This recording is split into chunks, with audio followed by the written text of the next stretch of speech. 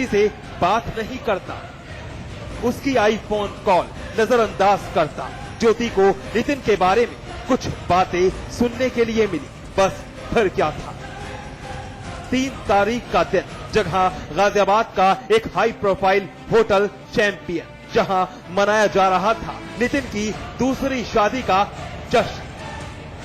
ज्योति ने पुलिस के साथ दस्तक दी। नितिन और उसकी होने वाली दूसरी पत्नी फेरे लेने के लिए तैयार बैठी थी, मगर रंग में भंग पड़ गया। नितिन की करतूत जानकर हर कोई हलकान रह गया। शादी रुक गई और पुलिस नितिन को ले आई थाने। आज थाने पर अनीता ज्योति नाम की लड़की ने एक शिकायत की थी कि उसने नितिन कपूर से शादी की थी 2 साल पहले। आज वो नितिन कपूर शादी के 2 वर्षों में उसे दान दहेज के लिए परेशान करता था और दूसरी शादी करने की धमकी देता था।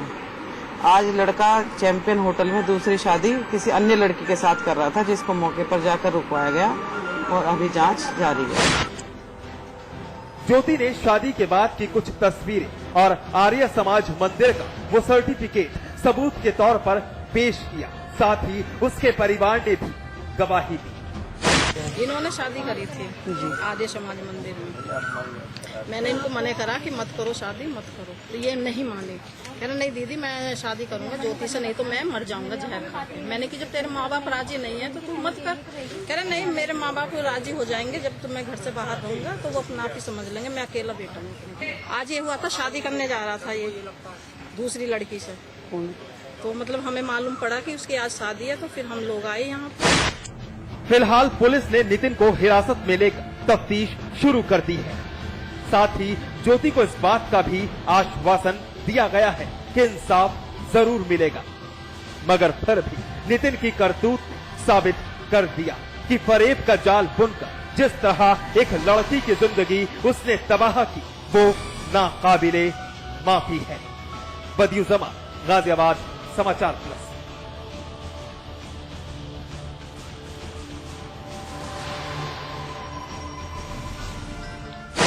घर वालों ने बहुत शान से बेटी की शादी की।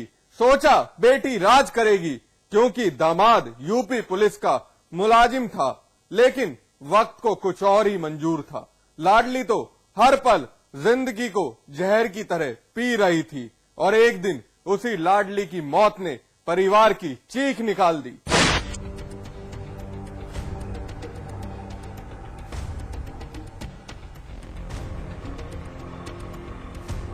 आगरा का थाना सदर इलाका, हर तरफ सनसनी मची है।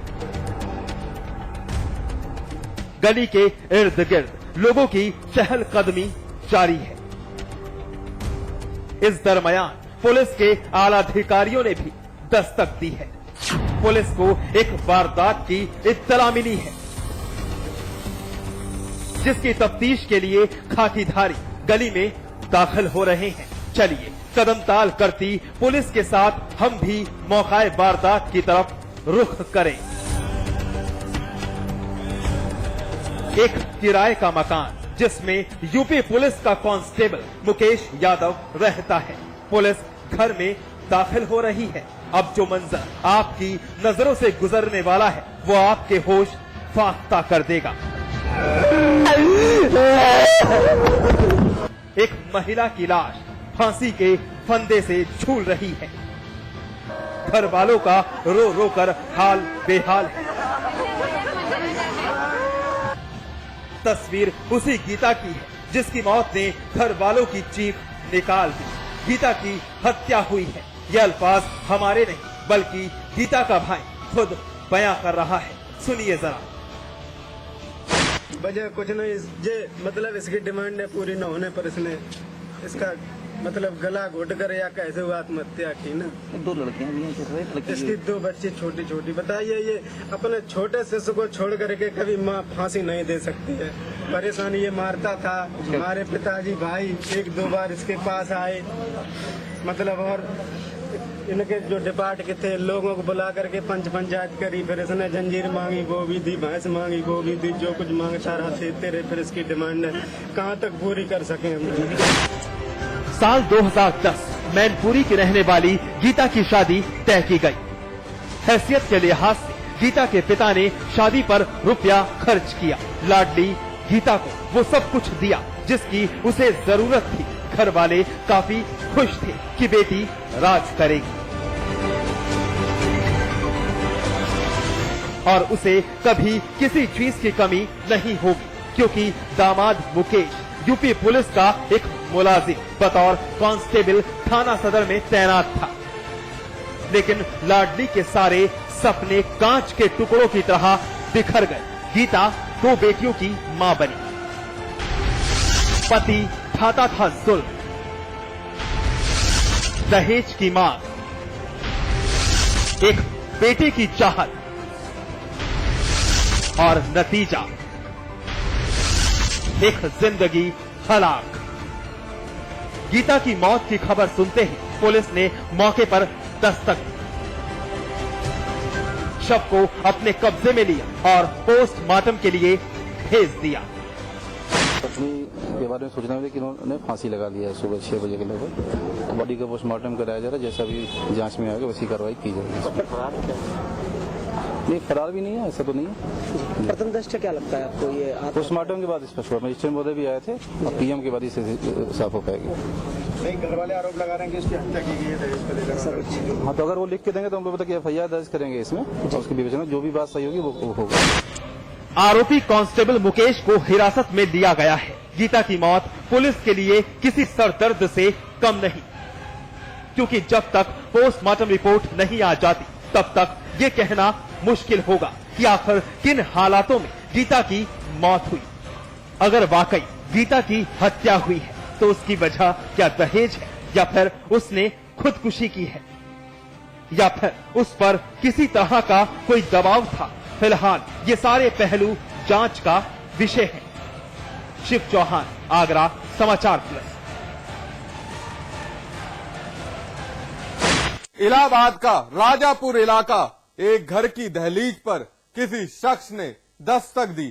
दरवाजा खटखटाया लेकिन कोई आवाज बाहर नहीं सुनाई दी, लिहाजा रिश्तेदारों को इत्तला दी गई। सभी हलकान थे कि आखिर बंद दरवाजे के पीछे वजह क्या है, और फिर जब दरवाजा खुला तो हर किसी की रूह कांप उठी।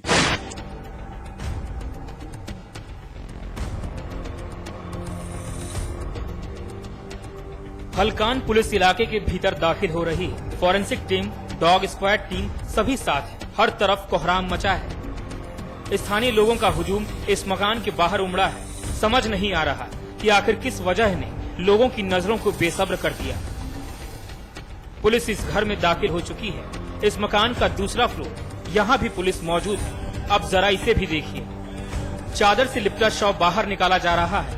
आई कार्ड में दिख रहा शख्स इकबाल हुसैन खान था, जिसकी गला काटकर हत्या की गई है। पेशे से हाईकोर्ट में बतौर समीक्षा अधिकारी तैनात था। किसी को नहीं समझ में आ रहा कि आखिर इकबाल की हत्या किसने और क्यों की। आखिर इकबाल की किसी से क्या दुश्मनी हो सकती है। ये इकबाल अहमद ऊंचवागढ़ी राजापुर में रहते थे और ये हाई कोर्ट में समीक्षा अधिकारी थे। 6-7 वर्षों से वहाँ पर रह रहे थे। इन्होंने मकान खरीदा था। इस समय इनका परिवार गर्मी की छुट्टी में गांव गया हुआ था। गांव इनका गाजीपुर में है। हत्या गला काट करके हुई है। अभी हत्या के कारणों की तलाश की जा रही है। इलाहाबाद का थाना कैंट का राजापुर इलाका, जहां एक मकान में इकबाल अपने परिवार समेत रहता था। बच्चों की छुट्टियों की वजह से घर वाले शहर के बाहर गए हुए थे।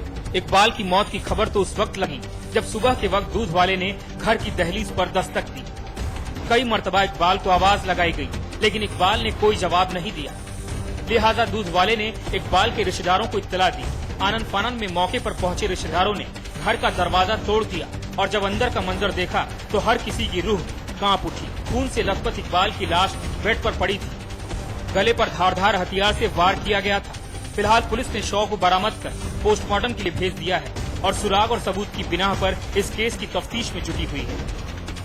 आखिर कत्ल की इस वारदात ने साबित कर दिया कि अपराधियों को कानून का जरा भी खौफ नहीं। वो तो हर कीमत पर गुनाह की इबारत लिख देते हैं। रविंद्र कुमार, इलाहाबाद, समाचार प्लस। बहरहाल एनकाउंटर में वक्त है ब्रेक का। ब्रेक के बाद दिखाएंगे एक गुमनाम लाश की दिल दहला देने वाली दास्तान।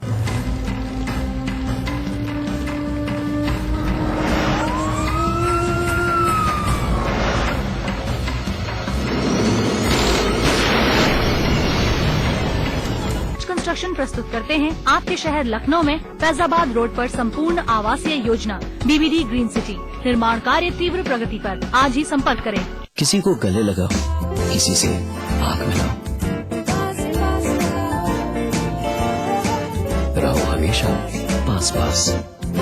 5 मिनट में 25 खबरें, कम वक्त में ज्यादा खबरें, फटाफट सारी खबरें। देखिए 5 मिनट में 25 खबरें, रोजाना दोपहर 2:55 पर सिर्फ समाचार प्लस पर। यहाँ मेगा मॉल बनेगा, the biggest India ever seen. यहाँ स्टेडियम बनना चाहिए। चैरिटी के बारे में सोच रहे हैं। कभी तो ऐसा ख्वाब देखिए जिसमें हजारों ख्वाब शामिल हो। GR एंटरप्राइजेस की इंटरनेशनल स्टेडियम ने इस शहर के लोगों में गर्व की भावना और स्पोर्ट्स कल्चर को अद्भुत बढ़ावा दिया है। GR enterprises shares have reached N all time high. जब दूसरों के ख्वाब पूरे करोगे ना, तो अपना कल बनते देखोगे। रजनीगंधा हिलने है दुनिया। जो पूछेगा जनता के सवाल तनकर, जो गरजेगा आपकी आवाज बनकर, हर दागदार को होगा जिसका डर। आ गया है अब वो आपके घर, समाचार प्लस राजस्थान। खबर वही जो हमने करी। स्वाद बड़ी चीज है, स्वाद से बढ़कर कुछ नहीं। तुलसी सादा पान मसाला। कुमाऊं हो या गढ़वाल या राजधानी देहरादून का कोई बवाल हो, पहाड़ी क्षेत्र की हलचल या मैदानी इलाके का कोई सवाल, जानिए उत्तराखंड का पूरा सूरत हाल। देखिए हमारा उत्तराखंड सुबह 7 बजे, दोपहर 1:30 बजे और शाम 7 बजे सिर्फ समाचार प्लस पर।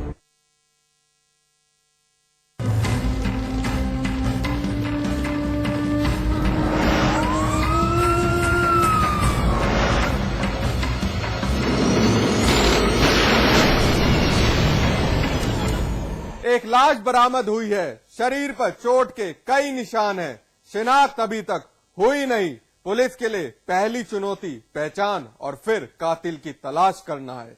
लेकिन शव मिलने के बाद हमारी पुलिस का लापरवाह रवैया भी खूब देखने को मिला।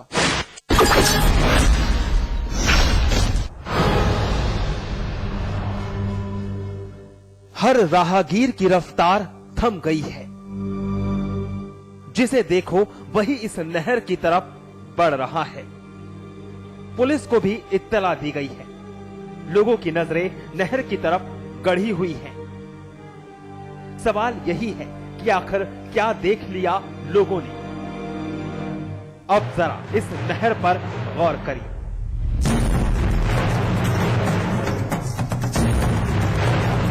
कुछ देख रहे हैं, एक शख्स की लाश नहर में तैर रही है। आधा शरीर बाहर है और आधा बोरे से लिपटा पड़ा है। पुलिस शव को बाहर निकालने की जद्दोजहद में जुटी हुई है। लाश के हाथ और पांव रस्सी से बंधे हैं। शव को बाहर निकाल लिया गया है। इस शख्स के शरीर पर जख्म के कई निशान हैं। पुलिस पंचनामे की तैयारी में जुटी हुई है। मृतक की शिनाख्त की जा रही है। लोगों से पूछताछ जारी है कि आखिर मृतक है कौन। लेकिन पुलिस को कोई सफलता हाथ नहीं लगी। उसको जब पुलिस ने अभी बाहर निकाला है तो उसके जेब से कुछ पैकेट निकले और बाकी कुछ और नहीं निकला है। शिनाख्त नहीं हो पाई है? नहीं, अभी इसकी शिनाख्त कुछ नहीं हुई। हाँ भैया, चोट वोट तो है, इसका मतलब हत्या ही है। और ये पीछे नाले में पड़ी हुई है, बॉडी यहाँ मिली थी। मामला कानपुर के गोविंद नगर थाना के रतनलाल नगर का है।